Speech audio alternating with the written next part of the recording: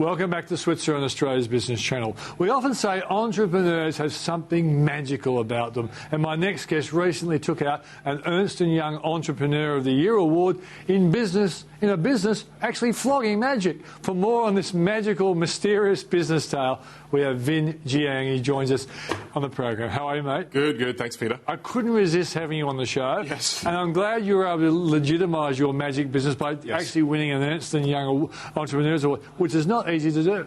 Yeah, well, absolutely. I mean, when I remember coming home one day because I was in accounting, and I came home and broke the news to my parents, and I said, "Mum, Dad, look, I want to leave my career in accounting, and I want to teach magic online." Dad just freaked out. Dad was like, "What, you want to be Harry Potter? Oh, my goodness." And he just freaked out. So how did you, well, I guess in the end you just had to tell them you were doing it and they had to lump it, did they? Look, Peter, yeah, absolutely. I mean, because my family are refugees from Vietnam, all through my life growing up, I was surrounded by small business. Mum and Dad are very entrepreneurial, as with all my uncles. Yeah. So I was actually quite equipped to build this business without even consciously being aware of it. Right. So when I started it, I mean, I was a bit shaky at the beginning, but we became successful, I think, because of the foundation that I had from my family. Yeah, without a doubt. And I've got to say, if I'm asked to employ someone, I always love employing someone who's come from a small business family because they've watched their own parents work their butts off. Exactly. And one of the things that blows me away about small business, Peter, is there are over 2 million businesses in Australia, and 96% of them are small businesses. And one of the reasons why I love small business so much is because essentially they're the engine room for our economy. You know, they employ half our workforce, and most of the innovation, as I know as an entrepreneur, comes from that sector. Yeah. So I love it. Okay. Absolutely. All right. So tell us exactly what the business is. Okay. So essentially it's an online business where you can come to learn magic. So essentially, traditionally you would learn magic from books. I turned all of those into videos. So I understand that engagement... Show the trick. Yeah, I teach, yes, absolutely. But also, isn't there some sort of rule amongst magicians that you don't show people how to do the trick? It's very simple tricks. It's to get you started. Okay. So it's simple card tricks, there's little simple tricks to get kids engaged. Right. So that's the reason I built it, to help kids build confidence as well, because as a kid myself I was very shy. Okay, so you're not planning on going to a master course where you show... No, they've already been created. This is more like an entry level. I realised there was a gap. Yeah, okay. So there was a gap at the start of the market. There was an entry course, so that's what I created. Right, okay. Yeah. So how many customers do you have around the world?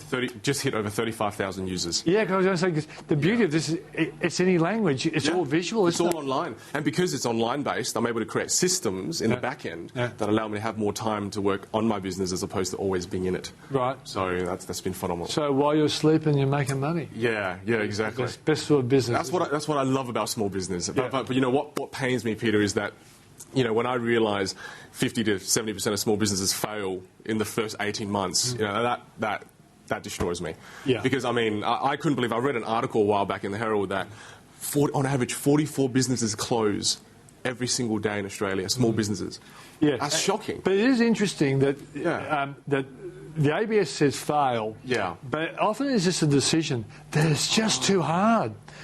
So I'm working in public relations, I'm pregnant, so it's not me, it's a woman, and you've got a baby at home, and you decide to open the business and you work from home. And then you start realising that this is a lot harder than you thought, so they close it down. It's not all that actually fail and go bankrupt, but certainly they do learn that the challenges of small business are quite strong. Did you find that when you started? Yeah, look, I mean, I was looking into the stats before I started my business, and I thought, oh my goodness, the average Australian small business only makes less than 40,000 profit.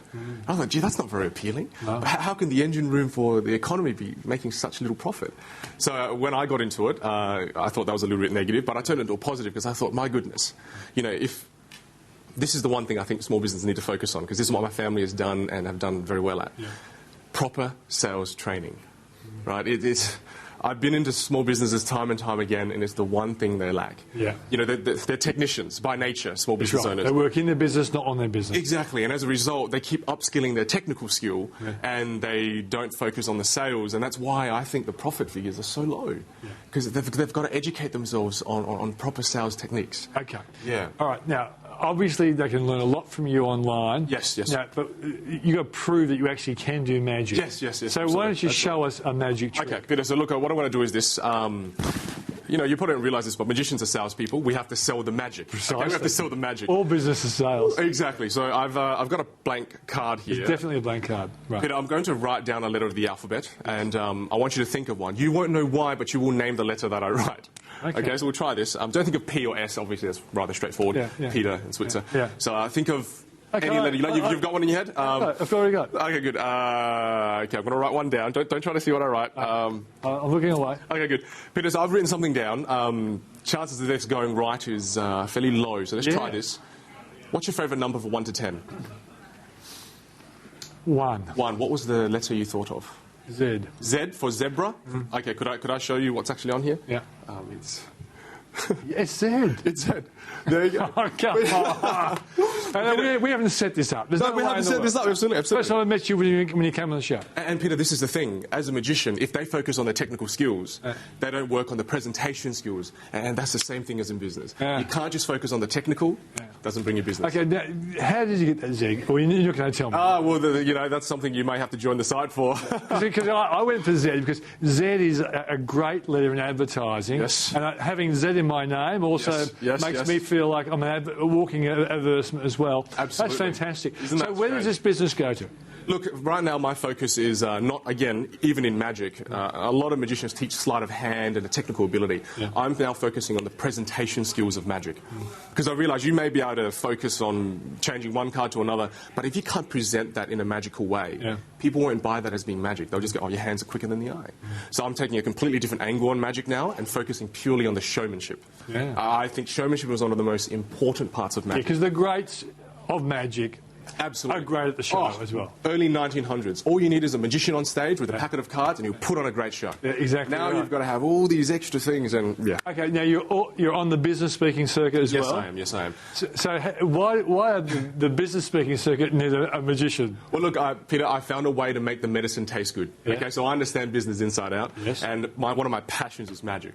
So I use magic as my metaphor when I speak about certain business concepts. So again, it's making the medicine taste good. Okay, that's fantastic. And in terms of the potential for the market, you've got 35,000 online. How big do you think it can legitimately become? We're very careful with it as well because of the secrecy factor of magic. So we're only really marketing to those people who really want to learn. So we create SEO on the internet based on certain search terms for people who are serious about learning magic. Not people who are typing magic revealed, magic exposed. No, we don't come up on any of those. We come up for magicians who are really wanting to learn. That's how we protect it. And what kind of revenue can you make out of this sort of thing? Look, December 2011 was when we started making money. Before that, we lost over $100,000. Right. And your parents hated you. Oh yeah, well, Dad always hated me, but he always gave me money when I needed it, so I loved him. It was December 16th. Within 2 weeks, we made $35,000 online, and we didn't do anything. We just pressed the button. That's fantastic. Yeah. So if people want to see, where do they go? Encyclopediaofmagic.com.au. That's your website, Encyclopedia of Magic. That's a great name. Yeah, thank you. But can people spell it? It's 2 spellings. It's the Australian one. Okay, fantastic. Thanks for joining us on the program. Thank you so much. We'll watch your progress. So after the break, energy costs are a hot button issue at the moment. So how do you power your business but not risk bill shock? That coming up.